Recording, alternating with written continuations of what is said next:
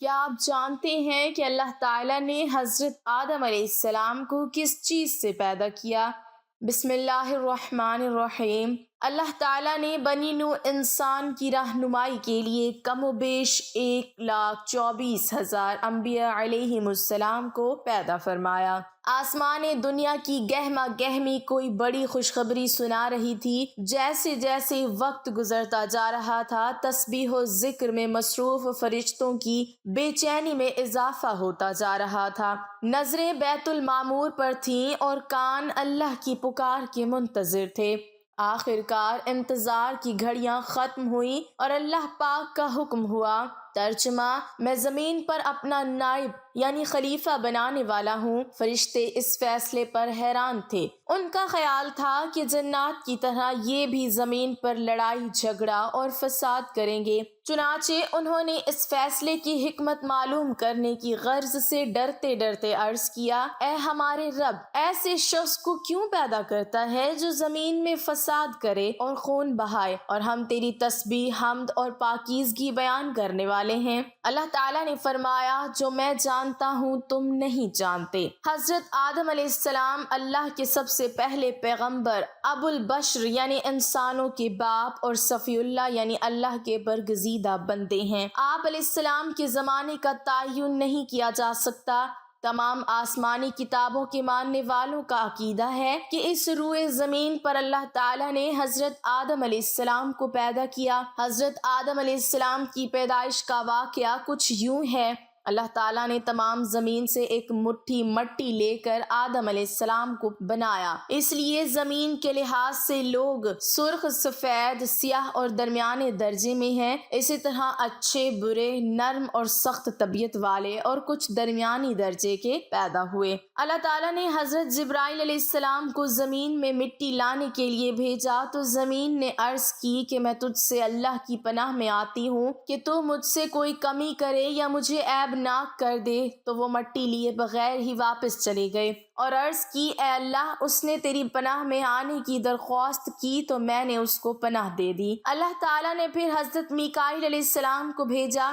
زمین نے اس سے بھی پناہ مانگی تو اس نے بھی پناہ دے دی اور حضرت جبرائیل علیہ السلام کی طرح واقعہ بتا دیا۔ پھر اللہ نے موت کے فرشتوں کو بھیجا۔ زمین نے اس سے بھی پناہ مانگی تو اس نے کہا: میں اس سے اللہ کی پناہ میں آتا ہوں کہ میں اللہ کے حکم کی تعمیل کیے بغیر واپس چلا جاؤں۔ اور اس نے مختلف جگہوں سے سرخ، سیاہ اور سفید مٹی اکٹھی کی، جس کی وجہ سے حضرت آدم علیہ السلام کی اولاد بھی یعنی زمین پر رہنے والے تمام انسان مختلف رنگوں والے ہیں۔ وہ مٹی لے کر عرش پر چلے گئے اور اس کو پانی کے ساتھ تر کیا۔ پانی سے تر کرنے سے وہ چپکنے والی لیس دار مٹی بن گئی۔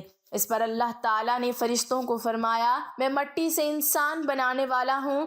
جب میں اس کو اچھی طرح بنا لوں اور اس میں اپنی پیدا کردہ روح ڈال دوں تو تم اس کے لیے سجدہ کرتے ہوئے گر جانا۔ اللہ تعالیٰ نے علم کے ساتھ حضرت آدم علیہ السلام کا ان پر شرف اور مرتبہ واضح کیا۔ اللہ تعالیٰ نے آدم علیہ السلام کو ہر چھوٹی اور بڑی چیز اور ان کے نام سکھائے۔ حضرت انس بن مالک رضی اللہ تعالیٰ عنہ نے رسول اللہ صلی اللہ علیہ وسلم سے روایت کرتے ہوئے فرمایا: قیامت کے دن ایمان والے اکٹھے ہوں گے اور کہیں گے: کاش ہم اپنے رب کے پاس سفارش کرنے والا طلب کریں۔ پھر وہ حضرت آدم علیہ السلام کے پاس آئیں گے اور کہیں گے: اے آدم، آپ ہمارے باپ ہیں۔ اللہ نے آپ کو اپنے ہاتھ سے بنایا، فرشتوں سے آپ کو سجدہ کرایا اور آپ کو ہر چیز کے نام سکھائے۔ اللہ سے ہماری شفاعت کروائیں۔ حضرت حسن بصری نے کہا: جب اللہ نے حضرت آدم علیہ السلام کو پیدا کرنے کا ارادہ کیا تو فرشتوں نے کہا: اللہ جو مخلوق بھی پیدا کرے گا ہمارا علم اس سے زیادہ ہوگا۔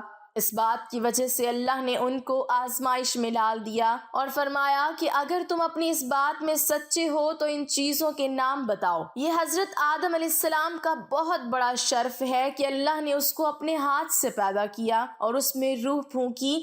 جیسے اللہ نے فرمایا کہ میں جب اس کو اچھی طرح بنا لوں اور اس میں اپنی روح ڈال دوں تو تم سجدہ کرتے ہوئے گر جانا۔ اس جگہ حضرت آدم علیہ السلام کا شرف و مرتبہ 4 لحاظ سے ظاہر ہو رہا ہے۔ نمبر 1، اللہ تعالیٰ نے ان کو اپنے ہاتھ سے بنایا۔ نمبر 2، ان میں اپنی روح ڈالی۔ نمبر 3، فرشتوں کو اسے سجدہ کرنے کا حکم دیا۔ نمبر 4، ان کو تمام اشیاء کے نام بتائے۔ ناظرین، المختصر یہ کہ حضرت آدم علیہ السلام کی نہ ماں ہے نہ باپ، بلکہ اللہ تعالیٰ نے ان کو مٹی سے بنایا ہے۔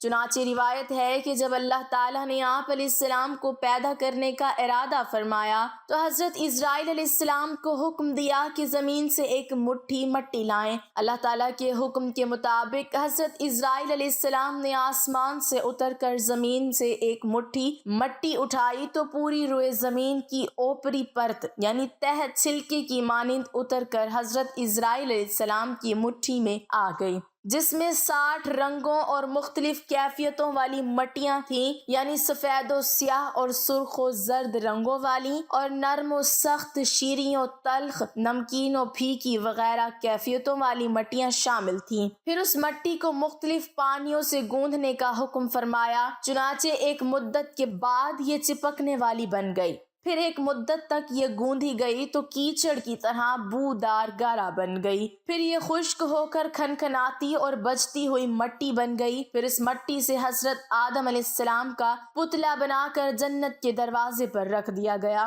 جس کو دیکھ کر فرشتے حیران ہوتے تھے، کیونکہ فرشتوں نے ایسی شکل و صورت کی کوئی مخلوق کبھی دیکھی ہی نہیں تھی۔ پھر اللہ پاک نے اس پتلے میں روح کو داخل ہونے کا حکم فرمایا۔